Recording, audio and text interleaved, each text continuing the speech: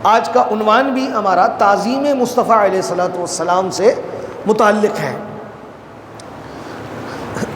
صحابہ کرام حضور کی اتنی تعظیم کرتے تھے، اور یہ وہ جانتے تھے نا کہ بعد از خدا بزرگ تو ہی قصہ مختصر۔ اللہ رب العزت کے بعد کائنات میں اگر کوئی ہے جس کی تعظیم و تحقیر سب سے زیادہ کی جاتی ہے، سب سے زیادہ، ماں باپ سے بھی زیادہ، استاد و مرشد سے بھی زیادہ، وہ ذات پاک مصطفیٰ ہے۔ تعظیم رسول سے متعلق متعدد واقعات بارہا سنانے کا موقع ملتا ہے۔ کوشش یہ ہوتی ہے کوئی نئی بات، نئی نہیں ہوتی جبکہ 1400 سال پرانی ہوتی ہے، لیکن علم چونکہ اتنا گہرا سمندر ہے کہ جب اس میں غوطہ زن ہوتا ہے تو بڑے موتی ملتے ہیں۔ تو ان موتیوں میں سے ایسی بات جو موتی پہلے نہ ہم تک پہنچی ہو، وہ نئی نہیں ہوتی، 1400 سال پرانی تو ہوتی ہے لیکن ہم تک نہیں پہنچی ہوتی۔ تو صحابہ کرام محبوب خدا علیہ الصلوۃ والسلام کی کس حد تک تعظیم کرتے تھے؟ کہتے ہیں کہ دو شخص بارگاہ رسالت میں شرف ملاقات کے لیے حاضر ہوئے۔ اب جب دربار رسول قریب آ گیا تو اس میں ایک شخص چھپ گیا۔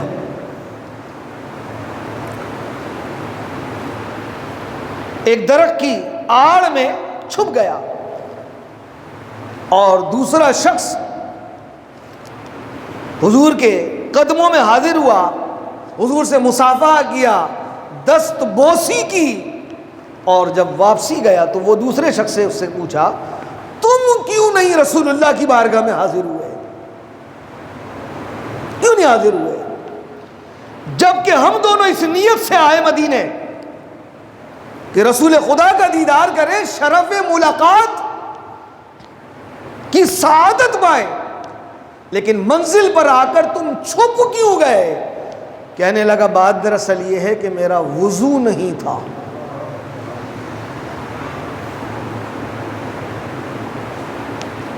اور بے وضو میں رسول خدا کے ہاتھوں میں ہاتھ دے نہیں سکتا تھا۔ مجھے بتائیں کون سے محدث نے اس کو غلط کہا، یا کون سا قرآن و حدیث نے ہمیں یہ حکم دیا کہ وضو نہ ہو تو محبوب خدا کے دربار میں نہ آئے؟ فقط بات کیا ہے؟ تعظیم رسول۔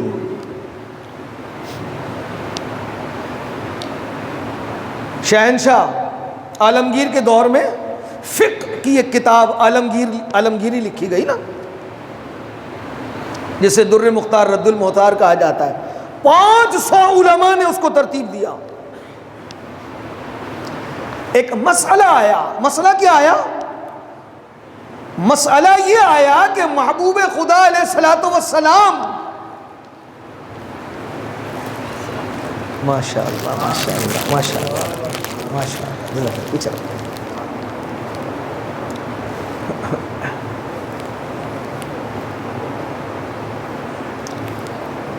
تو 500 علماء کے سامنے یہ ایک مسئلہ آیا۔ مسئلہ کیا تھا کہ کیا فرماتے ہیں علماء دین شرح متین اس کے بارے میں کہ ایک قافلہ مدینہ منورہ کی زیارت سے، دربار رسول کی حاضری کی نیت سے اپنے وطن سے چلا،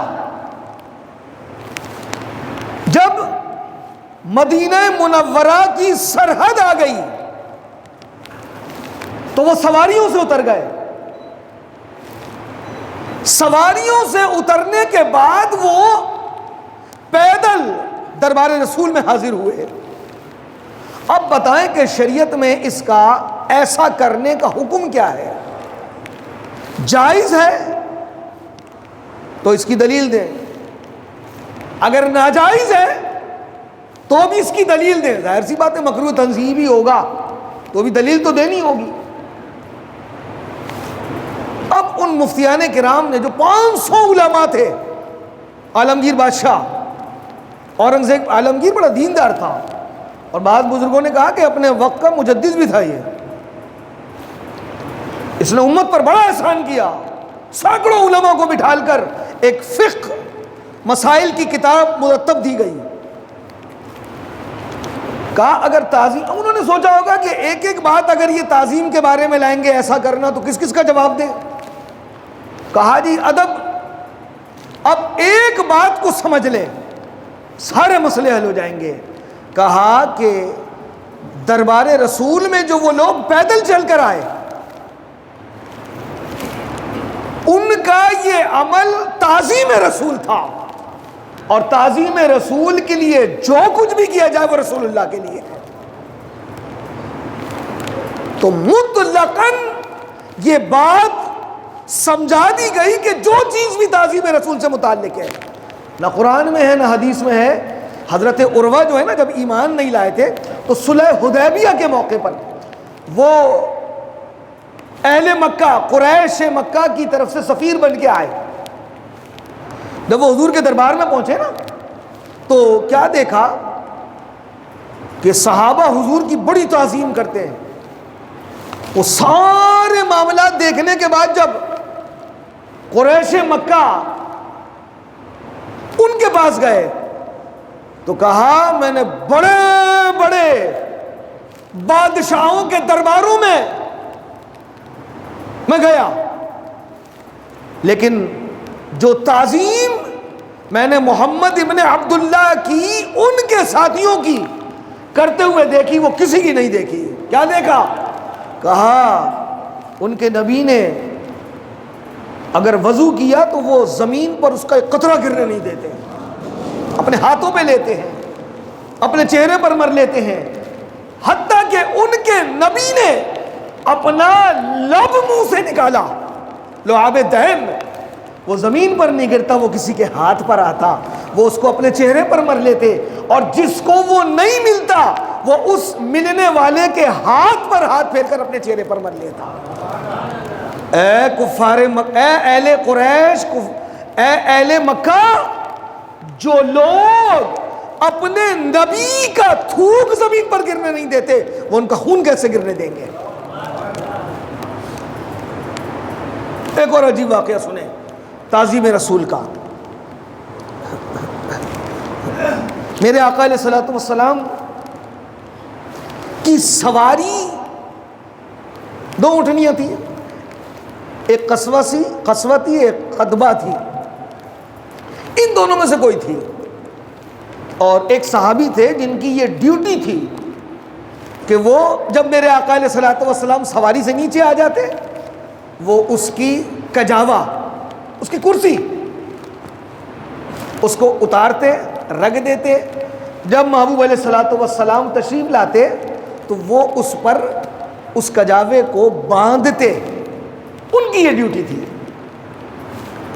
ایک موقع پر ایسا ہوا کہ حضور علیہ الصلوۃ والسلام نے ایک مقام پہ پڑاؤ ڈالا اور محبوب خدا علیہ الصلوۃ والسلام آرام فرمانے کے لیے تشریف لے گئے. اب رات کو جن صحابی کی یہ ڈیوٹی تھی ان کو غسل کی حاجت ہو گئی،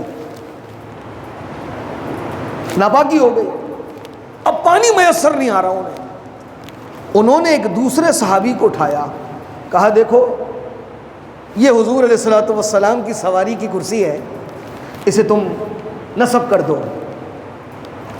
انہوں نے نصب کر دی. صبح جلد اللہ کے محبوب علیہ الصلوۃ والسلام نے سفر پر نکلنا تھا. آپ علیہ الصلوۃ والسلام 25 ہوں تو بتانا، جب اپنی سواری پر سوار ہوئے تو آپ نے بیٹھتے ہی فرمایا یہ جن کی ڈیوٹی ہے انہوں نے نہیں باندھا، یہ کسی اور نے باندھا ہے. عرض کی آقا وہ ابھی آتے ہیں. کہا کہاں ہیں؟ کہا ابھی آتے ہیں. اتنے میں وہ صحابی جن کی ڈیوٹی تھی وہ آئے. کہا کہاں رہ گئے تھے؟ آج سواری کا کجاوا تم نے نہیں کسا. عرض کی یا رسول اللہ رات کو غسل کی حاجت ہو گئی تھی، میں ڈرتا تھا کہ ان ناپاکی کی حالت میں آپ کے بیٹھنے کی جگہ کو ہاتھ لگاؤں. تعظیم رسول کے لیے کس حد تک جانا ہے صحابہ یہ جانتے تھے. ادب ہی سے ملتی ہے سب کچھ، ہر چیز. بے ادب بے نصیب، با ادب با نصیب. ام معبد کا واقعہ تو تاریخ میں ایک چاند کی طرح چمکتا ہوا ہے نا. بارہ آپ نے سنا ہے، لیکن وہ معاملات جو محبت سے لبریز ہیں، تعظیم سے بھرے ہوئے ہیں، انہیں بھی سنیں آپ. میرے آقا نے جب ہجرت فرمائی تو کفار مکہ نے انعام رکھا 100 اونٹوں کا، کہ جو گرفتار کر کے لائے اسے قیمتی 100 اونٹ ملیں گے. بہت سارے لوگ حضور کے پیچھے نکلے، سراقہ بھی نکلا. اس واقعے کو سائڈ پہ رکھے. میرے آقا علیہ الصلوۃ والسلام غار ثور سے جب مدینے کی طرف نکلے نا تو راستے میں ایک گھر ملا، جھوپڑی ملی. وہ تھی ام معبد کی. یہ بھی آپ نے بارہا سنا ہوگا. مختصر یہ کہ میرے آقا علیہ الصلوۃ والسلام تشریف لے گئے. کہا کچھ ہے کھانے پینے کو؟ کہا نہیں، بکریاں تو ہیں لیکن ان میں دودھ نہیں ہے. میرے آقا نے کہا لے آؤ. میرے آقا علیہ الصلوۃ والسلام نے جب ہاتھ پھیرا تو اس نے اتنا دودھ دیا کہ برتن کے برتن بھر گئے. میرے آقا نے بھی پیا، صدیق اکبر نے بھی پیا. اب جب اس گھر میں میرے آقا تشریف لائے تو اس گھر کا تو نقشہ بدل گیا. دودھ کے برتن بھر گئے. مختصر یہ کہ میرے آقا علیہ الصلوۃ والسلام تشریف لے گئے. اب آپ سنیں، ابو معبد جب آیا اس نے گھر کا نقشہ دیکھا. ایک عجیب سی گھر میں روشنی، ایک بدلا منظر ہے. کہا کوئی آیا تھا؟ کہاں؟ کہ وہی ہوگا جس کے لیے اہل مکہ نے انعام رکھا ہے، جس کو دنیا ڈھونڈ رہی ہے. کہیں وہی تو نہیں تھا؟ نام کیا تھا؟ نام پوچھا، نام تو نہیں پتا. بچہ کہتا ہے المبارک. وہ مبارک تھا. گھر میں دیکھا برتن بھرے. کیا ہے؟ کہا یہ اس کی برکت ہے. 4 دن کے بعد اس گھرانے کی کیفیت دیکھے. بچہ ماں کا پاؤں پکڑ کے کہتا ہے ماں وہ مبارک پھر کب ملے گا؟ ہم کب ان سے ملیں گے؟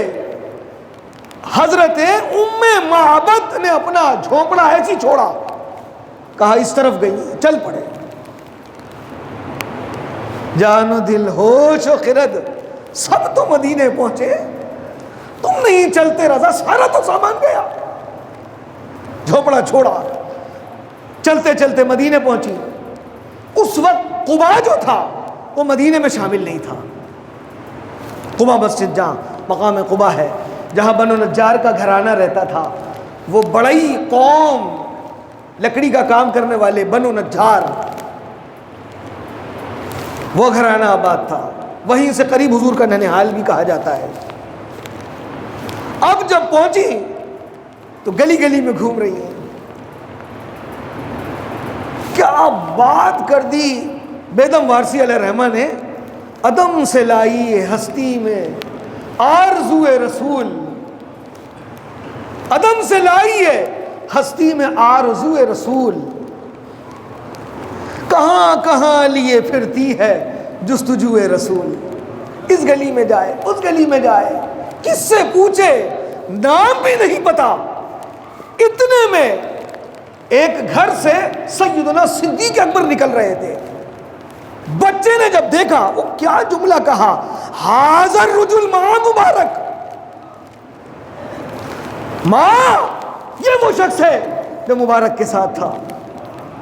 کہا اے پیارے. صدیق اکبر دیکھ کے کہتے ہیں ارے آپ کب آئی؟ کہا مبارک کہاں ہے، سرکار کہاں ہے؟ کہا چلے.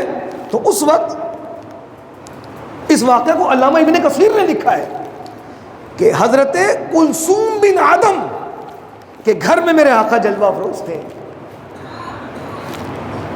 حضور کی بارگاہ میں لے گئے. اب جب حضور کو دیکھا تو رونے لگی. میرے آقا علیہ الصلوۃ والسلام نے اپنی چادر بچھائی, ام معبد کو بٹھایا. اب اپنے دامن سے آنسو پہنچ رہی ہیں. پہنچتے پہنچتے کہتی ہیں, اے مبارک, اب آپ اپنے دامن ہی سے وابستہ کر لیں. رخصت قافلہ کا شور غش سے ہمیں اٹھائے کیوں, سوتے ہی ان کے سائے میں کوئی ہمیں جگائے کیوں. پھر کے گلی گلی تباہ ٹھوکریں سب کی کھائیں کیوں. دل کو جو عقل دے خدا تیری گلی سے جائیں کیوں. یہ ہے حضور کی محبت و تعظیم. اس پہ ختم کرتا ہوں. آج لوگ ہم سے پوچھتے ہیں, جناب تم یہ جو جلوس نکالتے ہو, نعرے لگاتے ہو, علامہ محمد ابن کثیر رحمۃ اللہ تعالیٰ علیہ نے اور طبقات میں حضرت سعد ابن طبقات میں اس کو بھی نقل کیا, اور امام مسلم نے تو بات ہی ختم کر دی. ان تینوں کے حوالے سے بات کرتا ہوں. جب میرے آقا علیہ الصلوۃ والسلام نے ہجرت فرمائی تو میں نے بتایا نا کہ پیچھے لگے ہوئے تھے حضور کی جان کو. سراقہ جو تھا, نہیں بریدہ اسلمی, بریدہ نام تھا, اسلمی اس کا قبیلہ تھا. یہ اس نے جو ہے وہ ابو بکر صدیق اور حضور کو دیکھ لیا اور کہا کون ہو تم؟ تو حضور نے پوچھا ما اسمو کا, تمہارا نام کیا ہے؟ اس نے کہا بریدہ. کہا اللہ نے ہمارا معاملہ جو ہے وہ بہتر کر دیا.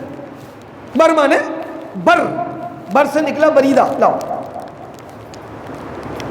توجہ صحیح, ٹھیک میں دیکھ لوں گا. بر سے نکلا بریدہ یعنی بری. کہ اللہ نے ہمارا تمہارا معاملہ بری کر دیا. یہ میرے آقا کی فصاحت اور بلاغت تھی. کہا کون سے قبیلے سے ہو؟ کہا اسلمی. اب اسلمی نکلا سلامتی سے. کہا اللہ نے ہمارا تمہارا معاملہ بھی سلامتی سے کر دیا. کہتا ہے اور تم ہو کون؟ تو میرے آقا نے اس وقت چہرے پر نقاب ڈالا ہوا تھا. جب میرے آقا نے نقاب اٹھایا تو حضور کا چہرہ دیکھتے ہی بریدہ اسلمی کہتا ہے آپ اللہ کے رسول ہیں, یہ چہرہ جھوٹا نہیں ہو سکتا. اب 100 بندے لے کر بریدہ اسلمی ساتھ آیا حضور کو گرفتار کرنے, خود گرفتار ہو گیا. کہ اللہ کے رسول دشمن لگے ہوئے ہیں, اب ہم مدینے میں ان 100 لوگ بھی مسلمان ہو گئے, ان کے ساتھ مدینہ چلیں گے. ان تمام لوگوں نے اپنی 100 لوگوں نے جن کے ہاتھوں میں تلوار اور نیزے تھے اپنی پگڑیاں کھولی اور ان کو بلند کیا. دور سے نظر آئے کہ یہ رسول اللہ صلی اللہ علیہ وسلم کا قافلہ جھنڈوں سمیت آیا ہے. مدینے میں شان سے داخل ہوئے. ابن طبقات میں اس کے مقدمے میں یہ موجود ہے کہ لوگوں کا حال یہ تھا کہ ادھیڑ عمر کے لوگ اور بوڑھے لوگ چھتوں پہ عورتوں کے ساتھ چڑھے ہوئے تھے, چھتوں پہ چڑھے تھے. یہ کیا جلوس نکالتے ہو جس میں مرد و عورت ہوتے ہیں؟ اگر کوئی پردے کے اہتمام سے اپنی گاڑی میں بیٹھ کر محبت رسول میں نکلے پھر بھی ہم کہتے ہیں کہ عورتیں نہ نکلیں. اور جہاں خرافات ہو ہم کہتے ہیں ایسے جلوس سے ہمارا اہل سنت کا کوئی تعلق ہی نہیں ہے. جہاں گانے بازے ہوں, ڈانس ہو, ایسا ہو. اب مسجد میں اگر چور آ کے چپلیں لے جائے تو آپ بولیں گے مسجد کو بند کر دو, یہاں چوریاں ہوتی ہیں. تو غلط کو غلط کہنا سیکھو. اب بوڑھے عورتیں چھتوں پہ, اور وہ جملہ جو عربی میں کہا نا اس کا معنی یہ بنتا ہے کہ جوان لوگ, بچے لوگ اور غلام. ابن سعد کے طبقات کے مقدمے میں ہے کہ مدینے کی ساری گلیوں میں لوگ روڈوں پہ نکل آئے اور ان کے زبان پر کیا تھا؟ ینادو, وہ ندا کرتے تھے. کیا کہتے تھے؟ یا محمد یا رسول اللہ. امام مسلم سے کسی نے سوال کیا کہ وہ لوگ یہ ایسا کیوں کہتے تھے یا محمد یا رسول اللہ؟ تو جب وہ لوگ محبت رسول میں یا محمد یا رسول اللہ کہہ سکتے ہیں تو ہم یا مرحبا یا مصطفیٰ کیوں نہیں کہہ سکتے؟ کہا کیوں؟ کہا اللہ نے, امام مسلم نے یہ بات لکھی کہ اللہ نے انصار مدینہ کے دلوں کو ادب کے لیے چن لیا تھا. نہیں نکالیں آپ، بیٹھ جائیں گھر میں سو جائیں آپ، لیکن دل سے فیصلہ کریں. ارے دلوں کو بھی چھوڑیں، وہ بھی غبار آلود ہے. نہیں مناتے نہ منائیں، لیکن دل کے مفتی نہ بنے کہ یہ شرک اور یہ بدعت اور یہ ناجائز. حضور کی محبت میں جس حد تک جایا جا سکتا ہے جایا جا سکتا ہے، جا سکتے ہیں. رہے گا یوں ہی ان کا چرچا رہے گا، پڑے خاک ہو جائیں جل جانے والی. آمین بجاہ سید المرسلین وما علیہ الا اللہ.